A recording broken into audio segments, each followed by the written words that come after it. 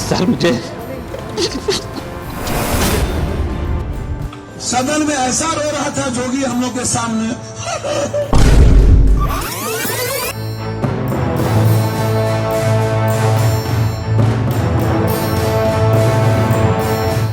नमस्कार साथियों, कंटाप न्यूज देख रहे हैं आप। आपके साथ मैं हूं अनुपम प्रसून। इनको तो आप पहचानते ही होंगे, बड़ी चर्चा में है आजकल। ये नाम है पप्पू यादव। पूर्णिया से निर्दलीय सांसद हैं, लेकिन कांग्रेस के बड़े दुलारे सांसद माने जाते हैं।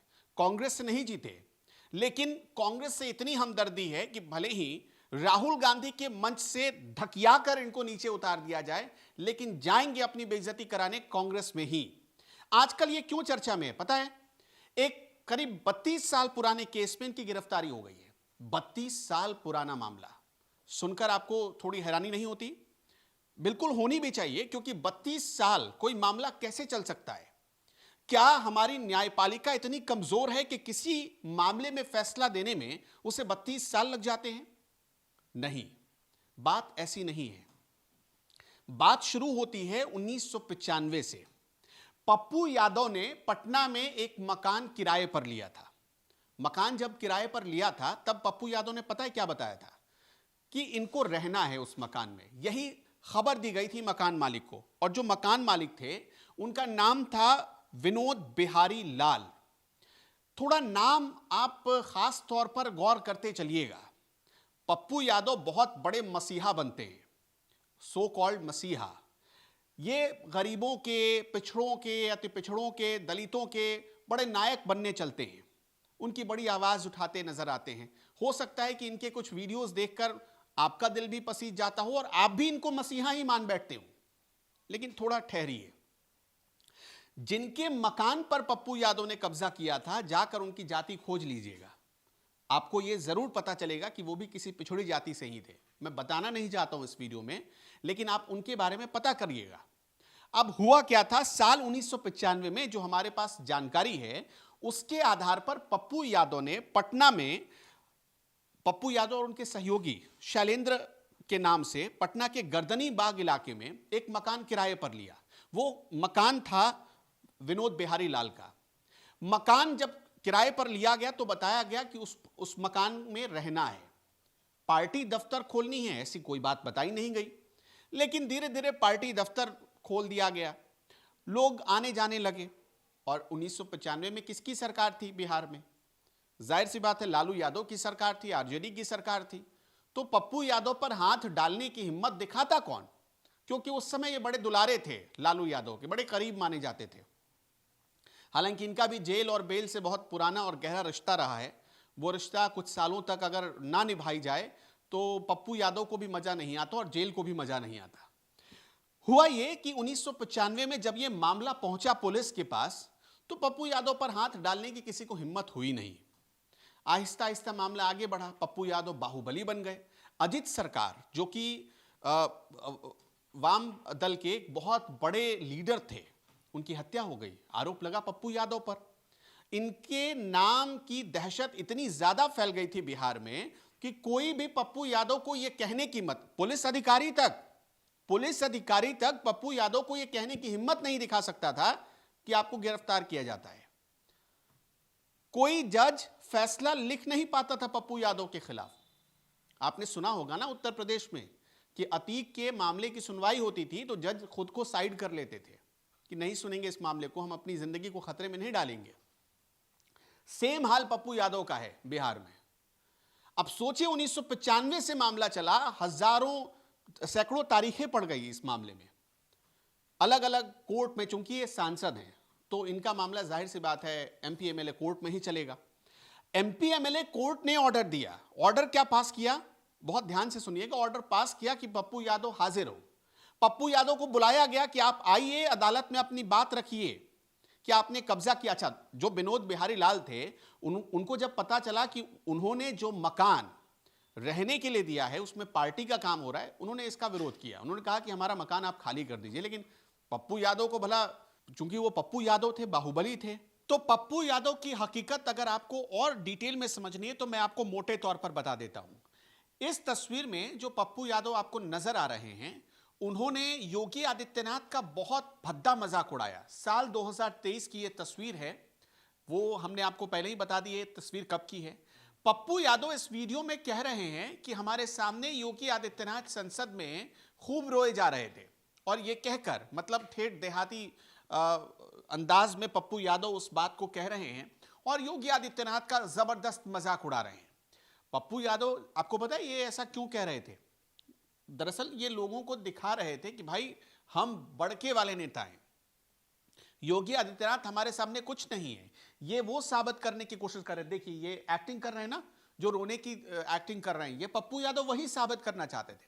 हम आगे बढ़े वीडियो में, उससे पहले चाहते हैं कि पप्पू यादव ने उस वक्त क्या कहा था, आप जरा ध्यान से सुनिएगा, देखिएगा। सदन में ऐसा रो रहा था जोगी हम लोग के सामने, इतना बड़ा हमने ऐसे ऐसे रोकर रो रहा था। क्या हुआ? हमको बड़ी मारा पुलिस, मुलायम सिंह बड़ी मरवा दी, बड़ी क्या डरपोक है ये। जिस दिन मुख्यमंत्री के कुर्सी से हटा, समझे, अब हम कुछ नहीं कहें, इससे आगे कुछ नहीं कहें। अब आते हैं पप्पू यादव के मामले पर, फिर हम आगे आपको तस्वीर दिखाएंगे। सबसे पहले इनके खिलाफ जो मामला है उसमें धाराएं कौन कौन सी लगी और कितनी गंभीर धाराएं, जरा उसके बारे में सुनिएगा। 419, 420, 468, 419 मतलब धोखा देना, 420 मतलब धोखाधड़ी करना, 468, 471 और 506 यानी धमकी देना, और 120B आपराधिक षड्यंत्र रचना। ये सारे गंभीर आरोप इनके खिलाफ है, गंभीर धाराओं में मामला दर्ज है। एमपी एमएलए कोर्ट में चूंकि ये मामला गया, एमपी एमएलए कोर्ट ने कई बार इनको कहा पप्पू यादव हाजिर हो जाइए, लेकिन ये अपने घमंड में चूर थे। इनको लग रहा था कि कोर्ट इनके सामने थोड़ी ना कुछ है, ये तो अदालत से भी ऊपर है। अब भले ये मतलब दिल से खुद को कांग्रेसी कहते हों, लेकिन इस कांग्रेसी की हालत मैं आपको बता देता हूं मोटे तौर पर। वैसे मैंने पहले आपको बता ही दिया है, राहुल गांधी के मंच से कोई एक बार बेइज्जत होकर उतारा जाए तो बात समझ में आती है, 2 बार हो जाए तो भी बात समझ में आती है, बार बार हो तो ऐसा लगने लगता है कि भाई इस आदमी को इस मामले में मजा आता है। अब पप्पू यादव की स्थिति देखिए, गिरफ्तारी हुई, गिरफ्तारी होने के 24 घंटे के भीतर ये यहां बाघ का कलेजा दिखा रहे थे ना कि हम 56 इंच का सीना है हमारा, हम किसी से डरते नहीं है। संसद में भी, संसद में जब साल 2024 के लोकसभा के नतीजे आए और जब शपथ ग्रहण चल रहा था सांसदों का, तब इन्होंने बीजेपी सांसदों को हड़काना शुरू कर दिया कि भाई हमको मत सिखाओ, हम 6 टाइम के एमएलए रह चुके हैं, तो हमको मत बताओ कि हम क्या करें कैसे करें। जबकि यह सच बात है कि पूर्णिया से इनकी जीत पता है, बहुत मतलब हारते हारते बचे हैं ये। ऐसा नहीं कि एक तरफा कोई करंट इनका चला और ये जीत गए, बाय लक पप्पू यादव की जीत हुई, ये भी समझ लीजिए। और क्यों जीत हुई ये भी मैं आपको बता देता हूं। आरजेडी ने वहां पर बीमा भारती को उम्मीदवार बना दिया। पप्पू यादव अपनी पार्टी का विलय कर चुके थे कांग्रेस में और इनको लग रहा था कि कांग्रेस हमको उम्मीदवार बनाएगी, लेकिन वो सीट चली गई थी आरजेडी के खाते में, पूर्णिया लोकसभा की सीट, और बीमा भारती वहां से उम्मीदवार बना दी गई। तो एक तो क्या जो महागठबंधन का वोट था, बीमा भारती ने कुछ वोट काट लिया, ऊपर से हुआ ये कि पप्पू यादव का, देखिए पूर्णिया या सहरसा के इलाके में पप्पू यादव की अपनी पहचान है और उस पहचान के आधार पर कुछ लोग इनके साथ हमेशा जुड़े रहते हैं। इनकी जब अपनी भी पार्टी थी तब भी जुड़े रहते थे, उसका उनको थोड़ा बेनिफिट मिल गया। बीजेपी चूंकि वहां से, अच्छा बीजेपी में हुआ क्या था, जेडीयू को वो सीट चली गई थी, जेडीयू में बीजेपी में थोड़ी खटपट चल रही थी लोकल उम्मीदवार को लेकर। तो जो वहां पर उम्मीदवार थे जेडीयू की तरफ से कुशवाहा, उनको लेकर थोड़ी नाराजगी चल रही थी।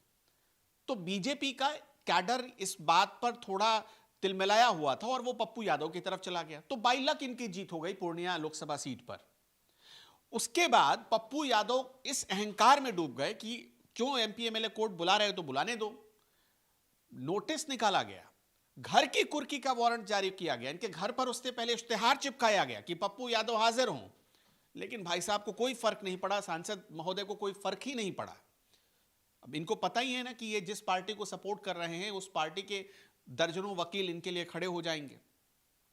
इनके खिलाफ कई गंभीर मामले हैं। ये एक वक्त बिहार के बाहुबलियों में से एक थे। अजीत सरकार हत्याकांड में जेल की सजा काट चुके हैं।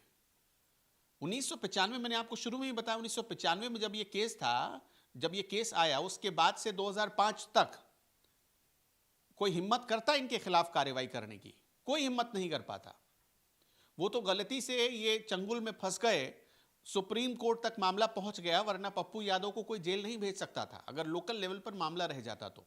इतने बड़े बाहुबली थे। अब आते हैं, इनकी एक तस्वीर देखिए जो गिरफ्तारी के 24 घंटे बाद की ही है। एंजियोग्राफी की मशीनें बॉडी के हर हिस्से में लगी है, बेड पर पड़े हुए हैं बेसुध बेदहवास।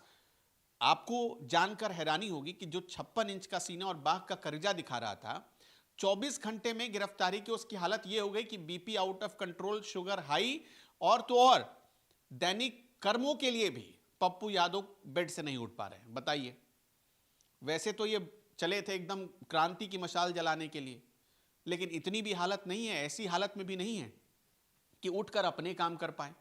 ये हो जाता है पप्पू यादव को। अच्छा, दूसरी चीज समझिएगा, जो गौर करने वाली बात है, पप्पू यादव की एक आदत को पकड़ने की कोशिश करिएगा। इनको बहुत अच्छे से पता है कानून कहां कमजोर है, किस पॉइंट पर कितना दबाना है और कहां से बच निकलना है। गिरफ्तारी हुई नहीं, उसके 6 घंटे के भीतर ये बीमार पड़ गए। 6 घंटे के भीतर। कोई एक बार बीमार पड़े, ठीक है भाई, हो गया होगा। 2 बार बीमार पड़े, हो गया होगा। पप्पू यादव की ये आदत रही है। इनका इतिहास उठाकर देखिए आप, जब जब ये गिरफ्तार हुए तब तब आपको हर या तो अगले दिन या उसके दूसरे दिन ये अस्पताल में मिलेंगे। अच्छा, इस बार इनको उम्मीद थी कि भाई साहब सांसद हैं तो इनको एकदम वीवीआईपी पीएमसीएच में या सरकारी अस्पताल में वीवीआईपी कॉटेज मिलेगा, उसमें इनका इलाज किया जाएगा। आधे घंटे तक बरामदे पर खड़ा रखा, इनको बेड पर लिटाए रखा। डॉक्टर ने भी इनकी पूरी परीक्षा ले ली। तो ये है पप्पू यादव। योगी आदित्यनाथ जब रो रहे थे, अब फर्क आप समझिएगा, मैं जो फर्क आपको समझाने की कोशिश कर रहा हूं। योगी आदित्यनाथ क्यों रो रहे थे संसद में? योगी आदित्यनाथ ने किसी के घर पर जाकर कब्जा नहीं किया था। उन पर 420 का मामला नहीं चल रहा था, 507 का मामला नहीं चल रहा था, किसी को धमकाने का, किसी के खिलाफ आपराधिक षड्यंत्र रचने का मामला नहीं चल रहा था। योगी आदित्यनाथ इसलिए रो रहे थे क्योंकि उनकी जान लेने की कोशिश की गई थी, उनकी मॉब लिंचिंग की कोशिश की गई थी। और कोशिश करने वाला कौन था? मुख्तार अंसारी, जिसको तत्कालीन सरकार उत्तर प्रदेश की समाजवादी पार्टी की सरकार सपोर्ट कर रही थी। यही तो योगी आदित्यनाथ संसद में बता रहे थे।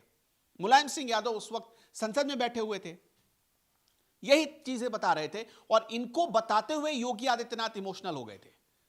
किसी के मकान पर कब्जा करने और किसी की जान लेने के आरोप में वो गिरफ्तार हो गए हों और तब रो रहे हों, ऐसा नहीं था। लेकिन पप्पू यादव का मामला क्या है? पप्पू यादव का मामला शुद्ध रूप से दबंगई, शुद्ध रूप से गुंडई का मामला बन रहा है। अब इन दोनों मामलों को देखिए। जो आदमी हंस रहा था, समय ने कितनी करवट ली। 3 साल, करीब 3 साल में ये हालत ये हो गई कि अस्पताल में जाकर जब गिरफ्तारी हो रही थी तब भी पप्पू यादव रो रहे थे, और उसके बाद अस्पताल में गए तब तो अब तो रोना ही रोना चल रहा है। यह अलग बात है, उनके लिए बड़े बड़े महंगे वकील खड़े हो जाएंगे। जैसा पप्पू यादव बताते हैं कि पैसों की कोई कमी है नहीं उनके पास, कई बीघा जमीन है, बेचकर समाज सेवा करते हैं। ये पप्पू यादव समाज सेवा करते हैं, जो 2 साल पहले, साल 2024 में, आपको याद होगा, एक नैरेटिव बनाया इन्होंने कि लॉरेंस बिश्नोई गैंग से इनकी जान को खतरा है। उसके बाद जब पुलिस ने जांच शुरू की, खोदा पहाड़ निकली चुहिया। पता चला जिस आदमी ने, जिस लड़के ने इनको धमकी दी थी, वो इन्हीं का आदमी निकला, इन्हीं के पेरोल पर काम कर रहा था। तो ये है पप्पू यादव। इनको पता है कानून का बेजा इस्तेमाल कैसे करना है, कहां ट्विस्ट करना है, कहां बच निकलना है। दोस्तों, हमने दोनों तस्वीर आपको बताई, दोनों फर्क समझाया। आप इस पर क्या कहना चाहते हैं? कमेंट बॉक्स खुला हुआ है, हमें अपनी राय जरूर बताइएगा।